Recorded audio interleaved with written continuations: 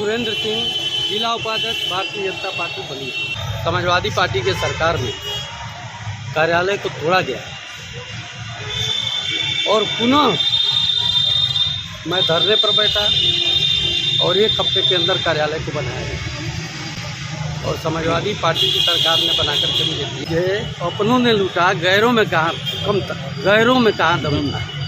मेरी किश्ती वहीं पर डूबी जहाँ पानी भी कम था। बीजेपी सरकार में बीजेपी के ही कैंप कार्यालय पर चल गया योगी बाबा का बुलडोजर। बीजेपी के जिला उपाध्यक्ष के कैंप कार्यालय पर जिला प्रशासन ने बुलडोजर से कार्यालय को किया जमींदोज।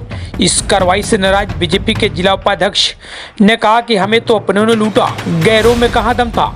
बीजेपी के जिला उपाध्यक्ष सुरेंद्र सिंह ने जिला प्रशासन पर गंभीर आरोप लगाया है। कहा कि सपा में लोकतंत्र था, भाजपा में लोकतंत्र नहीं है।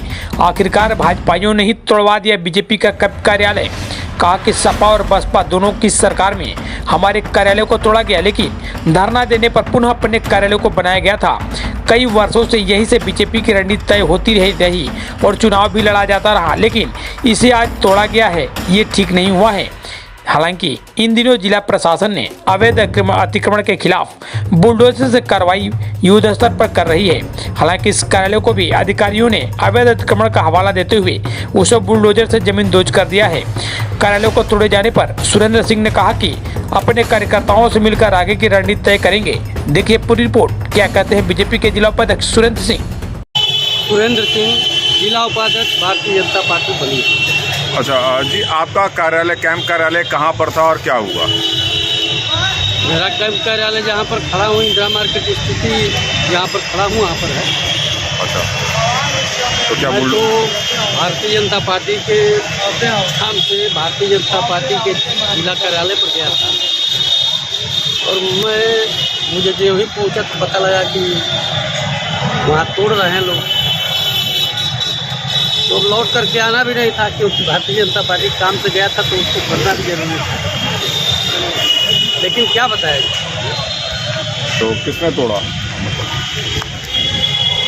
सरकार के लोगों ने आके तोड़ा तो सरकार ही को माना जाएगा। सरकार ने तो क्या पहले कोई नोटिस दी गई थी या कुछ? कोई नोटिस नहीं। कब से ये कार्यालय था आपका? ये करीब इंदिरा मार्केट जब से बना तब से था। कब से आपका ये कैंप कार्यालय रहा? तब से समाजवादी पार्टी के सरकार में कार्यालय को तोड़ा गया और पुनः मैं धरने पर बैठा और एक हफ्ते के अंदर कार्यालय को बनाया गया और समाजवादी पार्टी की सरकार ने बना करके मुझे दिया। तो क्या जब आपकी सरकार है तो क्या फिर आप धरने पर बैठेंगे कार्यालय के लिए? तो अपनी सरकार है तो धरने पर क्या बैठे? एक कहावत है कि मुझे तो अपने ने लूटा, मुझे अपनों ने लूटा, गैरों में कहाँ कम था, गैरों में कहाँ दम था। मेरी किश्ती वहीं पर डूबी जहाँ पानी भी कम था। तो बलिया में जो अतिक्रमण का हटाने का अभियान चल रहा है, क्या सही चल रहा है? एकदम सही नहीं है। ये कौन सा अतिक्रमण था भाई? इससे क्या होना था? इससे तो जाम भी नहीं लगना था। मैं पुनः एक बार कह रहा हूँ, तो फिर यहाँ के जिला अधिकारी महोदय का जो कार्यशैली चल रहा है अच्छा नहीं है। सारे अधिकारी कह रहे हैं कि जिला अधिकारी का दबाव है कि एकदम तोड़ दो। आखिर जिला अधिकारी पर किसका दबाव है भाई? मैं जिला अधिकारी से 4 दिन से मिलने का समय लिया था। 11 बजे बुलाए, उठ करके भाग गए। पुनः आज भी मैं गया मिलने के लिए, आज वो चले गए आजमगढ़ बैठक।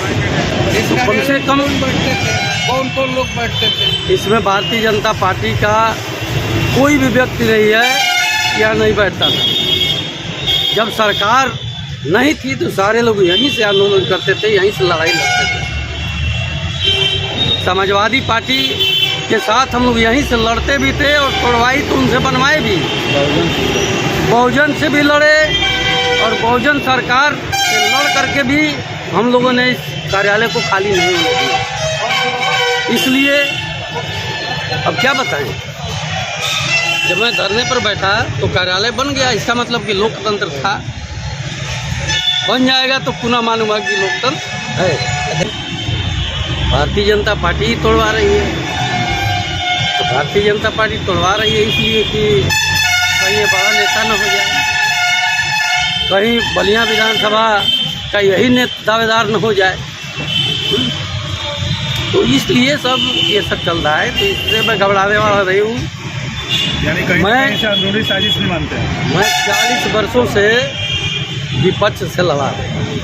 यानी इससे ये जो हुआ अभी हाल ही में जो 40 साल से आपका कैंप कार्यालय रहा, तो इसे कहीं ना कहीं आपको राजनीतिक नजरिए से देखा जाए तो अंदरूनी एकदम देख रहे हैं। बलिया में तो खास तौर से अंदरूनी बहुत है।